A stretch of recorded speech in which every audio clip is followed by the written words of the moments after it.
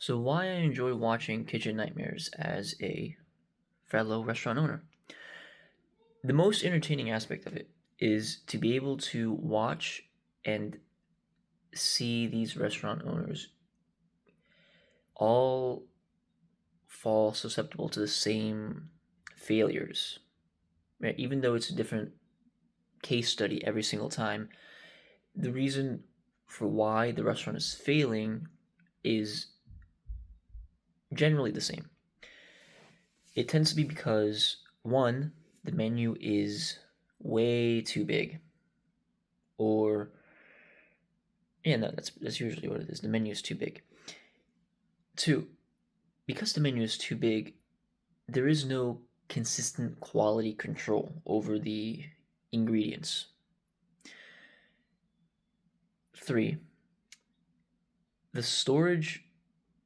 Well, I guess this kind of ties into number two, but the storage for the menu items is not there.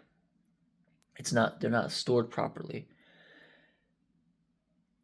And four would be that the reason why all this happens, number four, would be because the owners are very hands off, or it's because they're too in their own head. Some one or the other. Usually the former. Usually they're too hands off. The one that's in his own head would be Sebastian. Anyway, when I watch it, I think about our restaurant and I see that all the advice that Gordon gives is stuff that we are following. One, the menu. Well, our menu is pretty big, but I would say that the menu is not too big because every single menu item has ingredients that are used in every single other menu item. Like, for example, the platters and the sandwiches all use eggs and all use meat. The meat that we use for a sandwich is the same meat we're going to use for a platter. The eggs we use for a sandwich is the same eggs we're going to use for a platter, and vice versa. Same thing for French toast. You know, you order a side of French toast, it's going to be the same French toast we use for a platter. Same thing for the white bread, the wheat bread, the Kaiser bread. Maybe not Kaiser bread, but you get it. It's not a completely different ingredient for every single menu item. It's a lot of options on the menu, but they all use the same fundamental ingredients. So even though the menu is large, it's easy to execute because it's the same set of items. So you're not cooking anything completely different every single time. Let's see. So that helps with consistency, which was the second point that I brought up, because they all use the same fundamental ingredients: egg, meat, steak. It's gonna be the same all throughout. And storage wise, it gets very easy because the menu is small.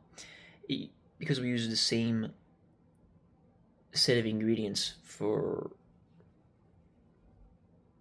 all the different menu items, it's easy to know it's easy to like manage the storage because you know what to expect.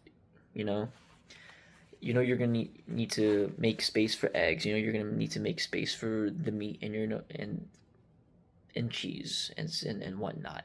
And so it's not unmanageable.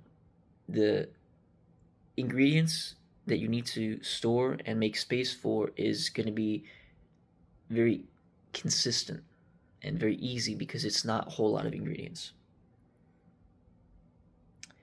And number four, this is all possible because we're very hands on with the business.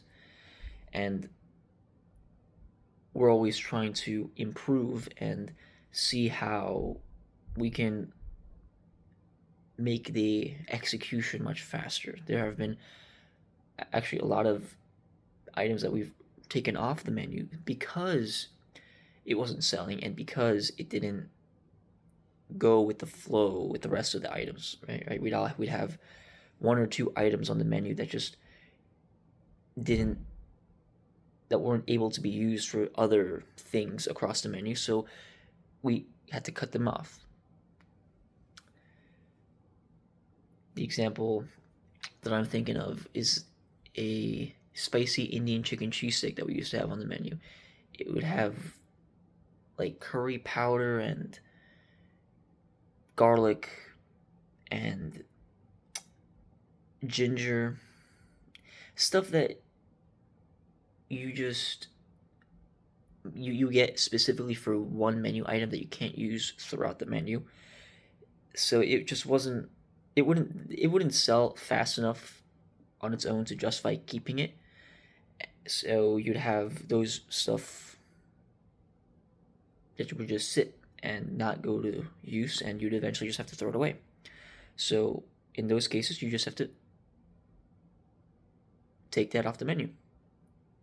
But that's only possible if you're actually in tune with the business and seeing what's working and what's not, being hands on. And I think that's it. See ya.